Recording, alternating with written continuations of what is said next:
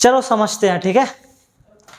अपन देखो, मैंने आप लोगों को कल बताई थी कि हमारे इस पॉलिटी की 2 बुक्स हैं, है ना। एक कौन सी बताई थी मैंने? एक बुक का नाम था तुम्हारा कॉन्स्टिट्यूशन ऑफ इंडिया, है ना, प्रिंसिपल एंड है, हाँ, व्यवहार एवं सिद्धांत, क्या था? हाँ, और दूसरी बुक कौन सी थी? पॉलिटिकल थ्योरी, है ना। तो एक बुक का नाम था तुम्हारा भारत का संविधान, सिद्धांत और व्यवहार, ठीक है, और दूसरी बुक का नाम था राजनीतिक सिद्धांत, है ना। तो इसमें जो भारत का संविधान, व्यवहार और वो है तुम्हारा सिद्धांत, ये बुक तुम्हारी जो तुमने 9th क्लास 10th क्लास में जो पॉलिटी पढ़ी थी उसी का एक्सटेंडेड फॉर्म है ये, है ना। जो चीज़ें तुमने वहां पढ़ी थी वैसी ही चीज़ें तुम्हें कुछ इस बुक में देखने को मिलेंगी। तो हम इसी बुक से स्टार्ट कर रहे हैं ताकि आपको एकदम नया ना लगे कोई चीज़, है ना। क्योंकि अगर अपन सेकंड बुक स्टार्ट करते हैं तो उसमें पूरी की पूरी थ्योरी है ना, कि संविधान में हमारी जो हमारा जो संविधान बना उसमें ये जो वर्ड्स आए हैं, है ना, इक्वलिटी हो गया यानी कि समानता हो गया, है ना, फेडरलिटी हो गया यानी कि बंधुता हो गया, है ना, लोकतंत्र हो गया, डेमोक्रेसी हो गया, है ना। और ये सारे के सारे जो वर्ड्स हैं वो कहाँ से आए हैं, उनका क्या इतिहास है, उनकी क्या फिलॉसफी है, वो अपन पढ़ेंगे कौन सी बुक में? सेकंड बुक में। तो वो थोड़ी बुक कैसी है, मतलब सोचने वाली है, मजबूर कर देने वाली है सोचने के लिए, ऐसी बुक है वो, है ना। तो अपन उसको बाद में पढ़ेंगे, ठीक है, सोचने वाले पक्ष पर बाद में चर्चा करेंगे, पहले अपन इस बुक को देख लेते हैं, ठीक है। तो इस बुक में चैप्टर में घुसने से पहले 2-3 टर्म्स हैं। एक राजनीति, पॉलिटिक्स, जिसको मैंने आप लोगों को कल भी बताया था कि पॉलिटिक्स क्या है ना। पॉलिटिक्स एक प्रक्रिया है जिसके माध्यम से हम क्या करते हैं, सत्ता हासिल करते हैं, यानी कि पावर में आते हैं। ये जो नेता हैं, नेता क्या करते हैं? पॉलिटिक्स करते हैं, है ना, साम दाम दंड भेद, है ना, जो भी उनको करना होता है, चुनाव लड़ेंगे, है ना, और जीतेंगे, फिर वो सरकार में आएंगे, पावर में आएंगे, ये क्या है? पॉलिटिक्स है ना। तो बच्चे कई बार उसको पॉलिटी से जोड़ देते हैं कि यही पॉलिटी है, कई बार उसको पॉलिटिकल साइंस से जोड़ देते हैं, कई बार उसको संविधान से जोड़ देते हैं। तो तीनों चीज़ों को क्या रखना है ना, एकदम सेपरेट रखना है। पॉलिटिक्स क्या है?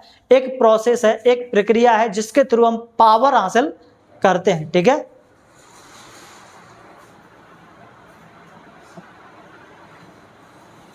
आप एक पार्टी बनाओगे, है ना, वो पार्टी रैलियां करेगी, उसके बाद चुनाव लड़ेगी, और जीत गई तो किस में आ जाएगी? पावर में आ जाएगी। ये क्या है? पॉलिटिक्स, ठीक है। और दूसरा है तुम्हारा क्या? राज व्यवस्था, है ना। यह वह ढांचा या नियम या संवैधानिक व्यवस्था है जिसके तहत कोई देश काम करता है, यानी कि ये इंस्टीट्यूशनल फ्रेमवर्क है, rules, constitutional system under which a country functions, ठीक है। यानी कि इसके तहत हमारा देश चलता है।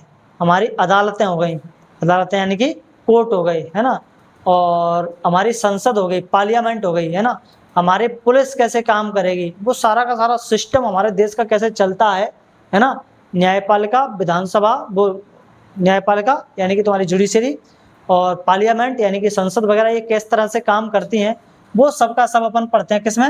राज व्यवस्था में, है ना। तो राज व्यवस्था क्या है? वो चीज़ है ना। ऐसे ही तुम्हारा ये जो सरकारी कर्मचारी वगैरह किस तरह से काम करते हैं, जो भी सरकारी सर्विस में होते हैं, वो भी तुम्हारे किस में आते हैं? पॉलिटी में ही आते हैं, राज व्यवस्था में ही आते हैं, ठीक है। एक होता है तुम्हारा पॉलिटिकल साइंस, जिसको मैंने आप लोगों को कल बहुत अच्छे से समझाया था कि इसको साइंस, पॉलिटिक्स के पीछे साइंस क्यों जोड़ते हैं, है ना, पॉलिटिकल साइंस, क्योंकि इसका जो अध्ययन है, इस पूरी व्यवस्था और इसके पीछे के बुनियादी विचारों का व्यवस्थित और वैज्ञानिक अध्ययन, है ना, इन सब के पीछे का व्यवस्थित और वैज्ञानिक तरीके से अध्ययन, साइंटिफिक स्टडी, है ना, systematic and scientific study of this entire system, क्या कहलाता है तुम्हारा? राजनीतिक विज्ञान यानी कि पॉलिटिकल साइंस कहलाता है, ठीक है। संविधान क्या है? ये हमारा देश कैसे चलेगा उसकी एक नियमावली है, उसमें लिखे गए रूल्स हैं, एक रूल बुक है ना पूरी की पूरी, कि सरकार के पास क्या शक्तियां होंगी और आपके क्या राइट्स होंगे, है ना, वो सारी की सारी चीज़ें इसमें दी गई हैं, ठीक है, ताकि देश में क्या बनी रहे? शांति बनी रहे, है ना। ना तो सरकार कुछ ऐसा कर सकती है जो आपके लिए ठीक ना हो, और ना आप कुछ ऐसा कर सकते हैं जो किसी और के लिए ठीक ना हो, है ना। आप रोड से जा रहे हैं और सीना तान के ऐसे चल रहे हैं सड़क पर, बीच सड़क पर, नहीं कर सकते आप ऐसा। क्यों? क्योंकि आपको रोक लेता है कौन? कॉन्स्टिट्यूशन, संविधान। फ्रीडम दी है ना, बोलने की, चलने की, काम करने की। इसका मतलब ये नहीं कि आप कुछ भी कर दोगे, है ना। अगर आप यहाँ पे घर पर चल के आ रहे हो, घर से यहाँ तक चल के आ रहे हो, वो भी बिना डर के, आपको कोई डर होता है कि रास्ते में जाएंगे कोई हमें मार ना दे, कुछ ना कर दे? आपको यहाँ पर डर है बैठे बैठे के पीछे वाला चाकू ना भोंक दे, है ना? नहीं है ना। ऐसा डर नहीं है तो वो क्यों नहीं है? इसी कॉन्स्टिट्यूशन के की वजह से, है ना। तुम्हें पता है अगर मैंने किसी में चाकू भोंका तो फिर मेरे साथ क्या होने वाला है ना। मर्डर केस लगेगा, धारा 300 कौन सी लगती है?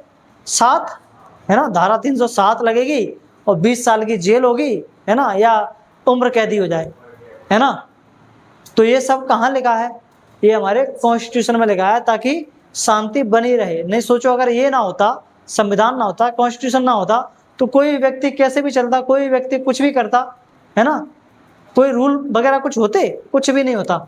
तुम में कोई चल के आ रहा है, गाल में देगा खींच के, क्या करते तुम, है ना। लेकिन अब तुम्हें पता है अगर गाल में देगा तो मैं जाऊंगी थाने में, है ना, उसकी कंप्लेंट करूंगी और गवर्नमेंट उसका पता करके, पुलिस वाले, और उसको ठूंस देंगे ले जा करके जेल में, है ना।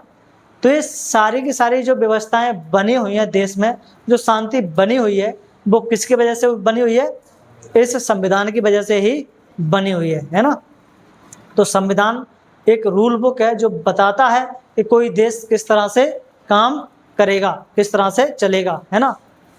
ऐसे ही हर जगह संविधान होता है ना, हर जगह तुम्हें देखने को मिलेगा। क्लास है तो क्लासरूम में भी एक संविधान है, देखो वो संविधान है क्लासरूम का, है ना, वो चिपका हुआ है उधर, पढ़ लिया।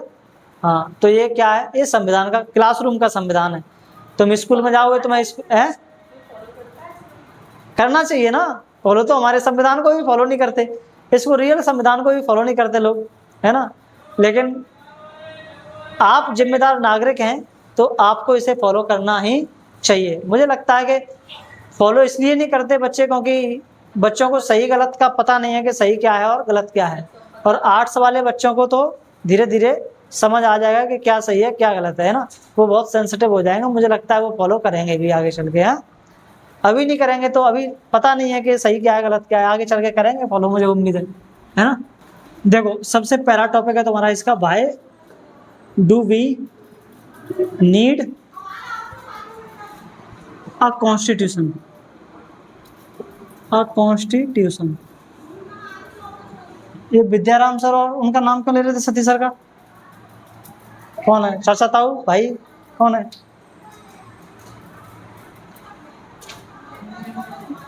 फैमिली मेंबर है खास? दादू है खास, ओके। और वो कौन है? ताऊ चाचा, ऐसा रिलेशन में है। अभी सर पढ़ाते हैं विद्याराम सर बायोलॉजी? पढ़ाते हैं अभी भी? रोज निकल के जाते हैं? मुझे तो दिखते नहीं है।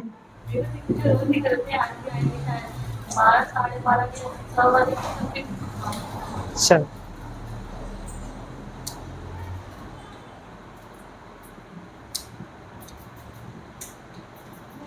पहले उनका नाम था बहुत मार्केट में जैसे अभी बायोलॉजी के मामले में मेरा है।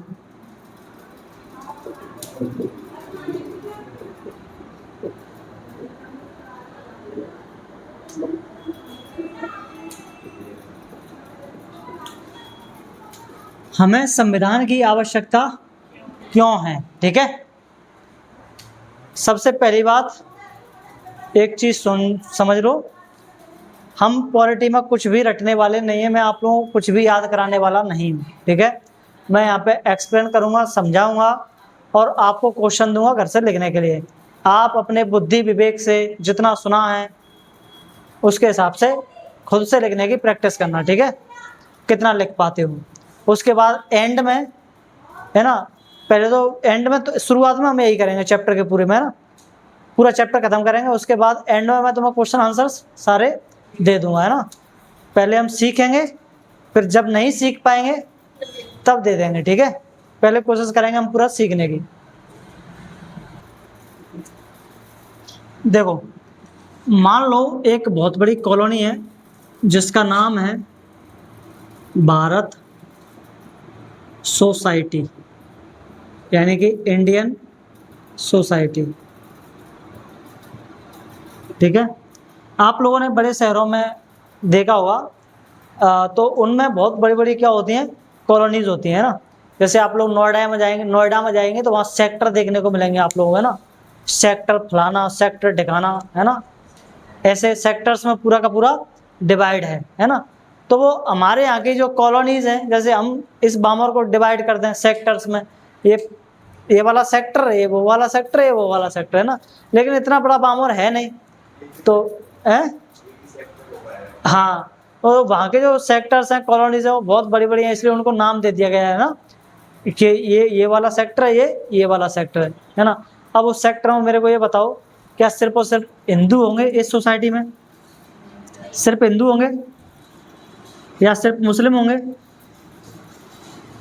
या सिर्फ गरीब होंगे, या फिर अमीर होंगे, हैं, या सब होंगे? सब होंगे, है ना। और भी कई धर्मों के यहाँ पे लोग होंगे, सब होंगे, है ना। अब सोचो, यहाँ पर क्या नाम है, जो इसका सोसाइटी का जो गार्ड है, वो गार्ड को पैसे कौन देगा? वो गार्ड नौकरी कर रहा है ना। उस गार्ड को नौकरी करने के पैसे तो देने पड़ेंगे ना। उसको पैसे कौन देगा गार्ड को? ये हिंदू देंगे, मुस्लिम देंगे, या सिर्फ गरीब देंगे, या अमीर देंगे? सरकार देगी। कौन देगा? सरकार क्यों देगी? तुम्हारी कॉलोनी, तुम्हारा सेक्टर, है ना। सरकार की क्या अटक रही है जो, है ना। हाँ, तुम इस फुलगंज में रहते हो, तुम्हें चोरों का बहुत डर है ना। तो फिर तुम, सरकार का इतना भरोसा नहीं है तुम लोगों को, है ना। हाँ, इसमें यही होता है सोसाइटीज में, है ना। सारे के सारे लोग सोसाइटीज में क्या बना देते हैं, नियम बना लेते हैं ना। क्या नियम बना लेते हैं कि और ये सोसाइटी इतनी बड़ी सोसाइटी है कि यहाँ पे प्लेग्राउंड भी देखने को मिलेंगे आप लोगों को, है ना। स्विमिंग पूल भी देखने को मिलेंगे, और भी कई सारी चीज़ें यहाँ पे देखने को मिलती हैं, है ना। तो ये सारे के सारे लोग क्या करते हैं, नियम बना के रखते हैं सोसाइटी का, कि इतने बजे यहाँ से कोई बाहर नहीं निकलेगा, है ना। इतने बजे यहाँ से ये नहीं करोगे, ऐसा वैसा फलाना ढिमकाना, है ना। अनपढ़ लोगों को यहाँ पर नहीं लेके आओगे, या जो भी है XYZ, है ना। तो वो सारे के सारे क्या करते हैं, एक नियम बनाते हैं। और सोचो, अगर ये नियम ना बनाए सोसाइटी में तो क्या होगा? अगर ये सोसाइटी में नियम ना हो तो क्या होगा? तो फिर सारे लोग अपनी मनमर्जी के काम करेंगे, है ना, जैसे चाहे। तो क्या वो सोसाइटी चल पाएगी? नहीं चल पाएगी, है ना। जो लठैत होगा वो सबको दबाएगा, है ना। जो ज़्यादा अगर मुस्लिम हुए तो वो हिंदुओं को दबाएंगे, ज़्यादा हिंदू हुए तो वो मुस्लिमों को दबाएंगे। कैसे चलेगी वो सोसाइटी? नहीं चलेगी, है ना। तो इसके लिए क्या बनाने पड़ते हैं हमें? रूल्स बनाने पड़ते हैं, नियम बनाने पड़ते हैं। ठीक वैसे ही देश को चलाने के लिए, देश में व्यवस्थाएं ठीक बनी रहें, उसको चलाने के लिए हमें क्या बनाना पड़ा? संविधान बनाना पड़ा। क्योंकि हमारे देश में एक जाति के लोग नहीं है, एक धर्म के लोग नहीं है, एक कल्चर के लोग नहीं है, है ना। सबकी कल्चरल आइडेंटिटी अलग है ना। बहुत सारी हमारे यहाँ पे तुम्हारी जो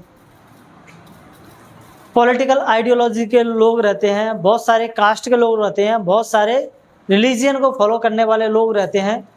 अब सबके लिए एक जैसे नियम तो नहीं हो सकते, सबके लिए अलग अलग उनके धर्मों के अनुसार क्या बनाए गए हैं? नियम बनाए गए हैं, कानून बनाए गए हैं, है ना। ताकि देश में क्या बनी रहे? शांति बनी रहे।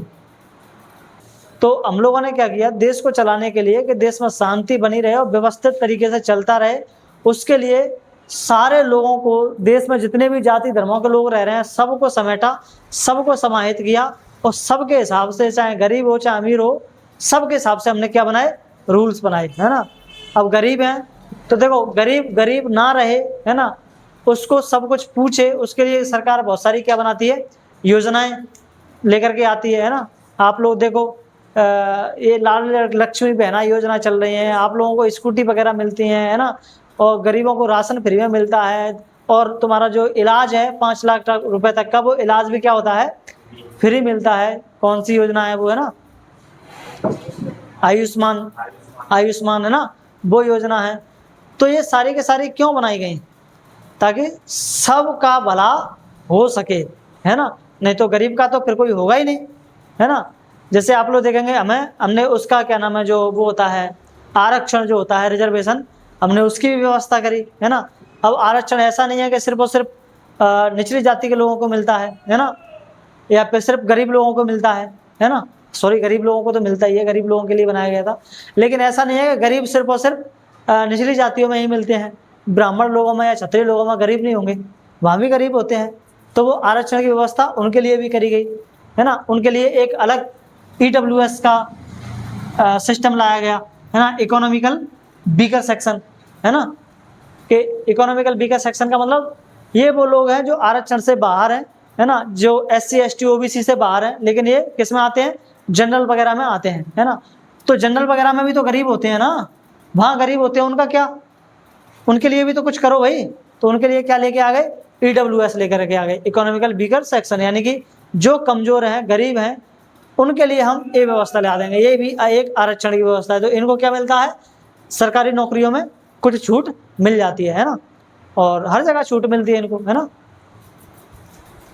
तो देश को चलाने के लिए हमें किसकी जरूरत होती है, संविधान की जरूरत होती है ना। यहाँ पर कुछ लोग गरीब अमीर ही नहीं होंगे, कुछ लोग ऐसे भी होंगे जो भगवान को मानते होंगे, कुछ ऐसे भी होंगे जो भगवान को नहीं मानते होंगे, है ना। अब जो भगवान को मान रहे हैं, है ना, वो दिन रात लगे हैं भगवान की याद में DJ बजाने के लिए, है ना, और आरती पूजा करने के लिए।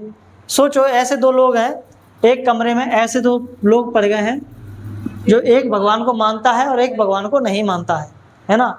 जो भगवान को नहीं मानता है वो अपना अलग तरीके से रहेगा, अलग तरीके से काम करेगा, और जो मानता है वो सुबह उठ कर टुल टुल टुल ऐसे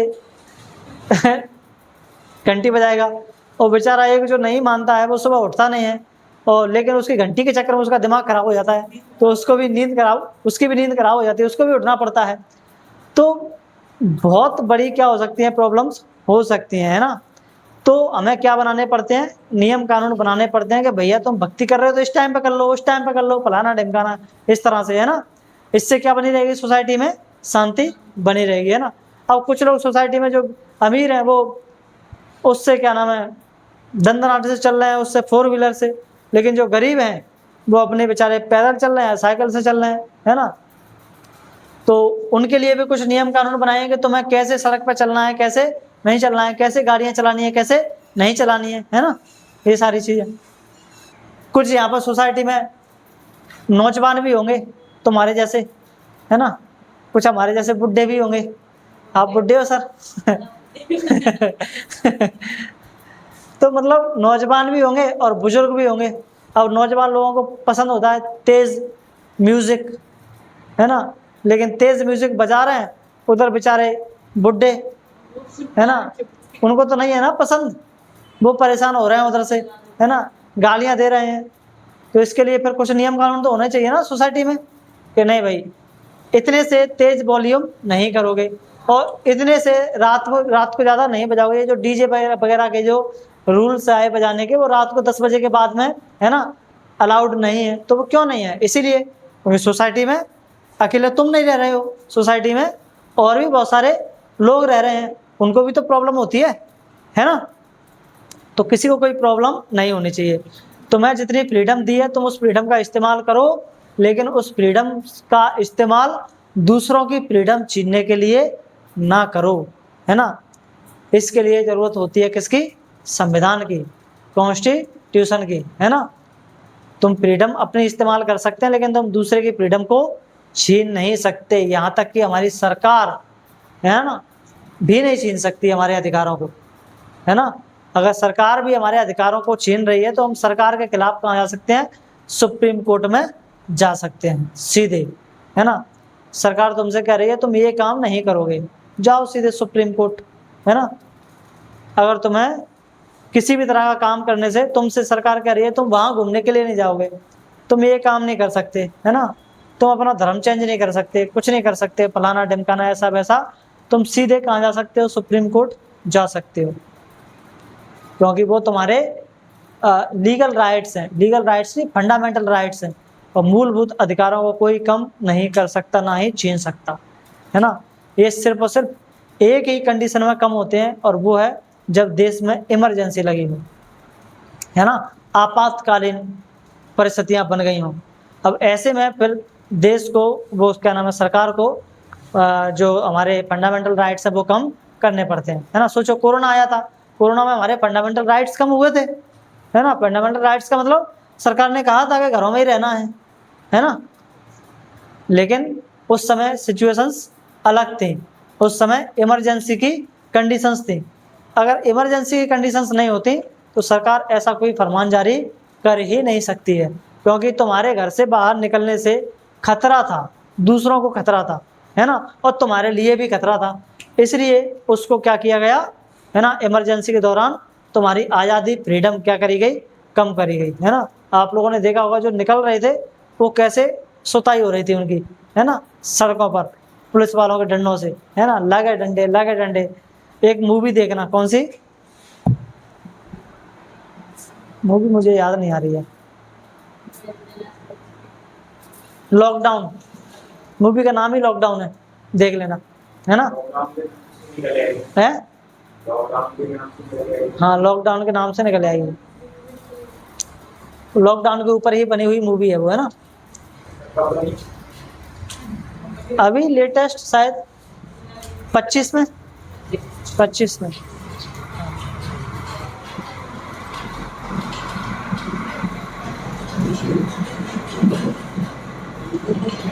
है, शायद मिलना चाहिए यूट्यूब पर, है ना। तो आप लोगों को इस कहानी से समझ आया संविधान की क्यों जरूरत है ना, बहुत जरूरत है ना। नहीं तो आप संविधान नहीं होते तो यहाँ शांति से पढ़ नहीं पा रहे होते, आपके साथ कोई कुछ भी करके चला जाता और आप कुछ नहीं कर पाते, हाँ, क्योंकि संविधान ही नहीं है। तुम सोचो संविधान ना होता तो आपके साथ कोई कुछ भी करे, आप कहाँ जाओगे शिकायत करने के लिए,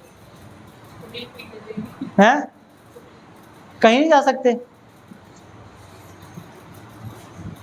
तो संविधान इसीलिए जरूरत थी, ठीक है। संविधान के दो प्रमुख कार्य हैं, ठीक है। इसके जो कार्य हैं, पहला है तुम्हारा फंक्शन, वो है तालमेल और भरोसा, है ना, तालमेल और भरोसा बनाना लोगों में, है ना, यानी कि कोऑर्डिनेशन एंड एश्योरेंस। तो संविधान का सबसे पहला काम क्या है? तालमेल और भरोसा बनाना, कोऑर्डिनेशन एंड एश्योरेंस। मतलब क्या है इसका? मतलब ये कि संविधान कुछ ऐसे नियम बना देता है ना, जिससे अलग अलग विचारधारा, अलग अलग थिंकिंग के लोग भी क्या हो सकते हैं, एक साथ रह सकते हैं, है ना। और इसका एश्योरेंस भी देता है वो, है ना। एश्योरेंस का मतलब कि हाँ ऐसा काम होगा तो होगा, है ना। केवल नियम बना देने से कुछ नहीं होता। नियम बना दिया कि रात को 10 बजे के बाद डीजे नहीं बजेगा, लेकिन सोचो अगर उसको फॉलो ना किया जाए तो क्या उसका कोई मतलब है? नहीं है ना। तो संविधान ने क्या किया? संविधान ने क्या किया? न्यायपालिका बना दी। क्या बना दी? न्यायपालिका, यानी कि जुडिशरी बना दी,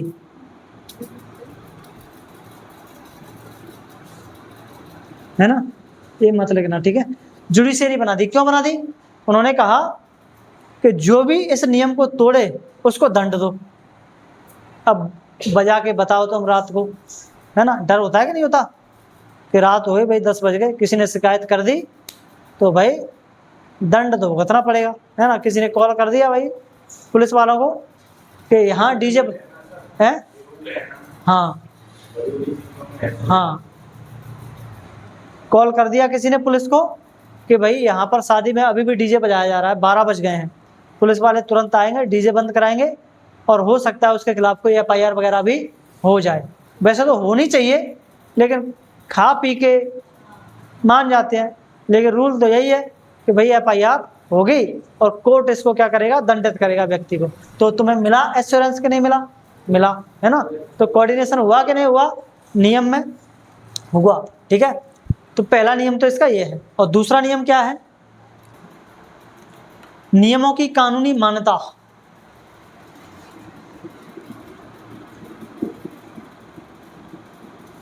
नियमों की